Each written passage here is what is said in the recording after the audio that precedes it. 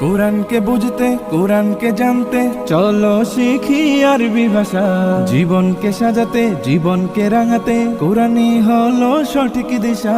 কোরআনকে বুঝতে কোরআনকে জানতে চলো শিখি আরবি ভাষা। জীবনকে সাজাতে জীবনকে রাঙাতে কোরআনই হলো সঠিক দিশা। এসো শিখি আরবি ভাষা, এসো শিখি আরবি ভাষা। সহজ সরল ছন্দ সুরে تاء ثاء جيم حاء خاء دال ذال راء زاء سين شين صاد ضاد طاء ظاء عين غين فاء قاف كاف لام ميم نون هاء واو ياء هذه حروف الهجاء ألف باء تاء ثاء جيم حاء خاء دال ذال راء زاء سين شين صاد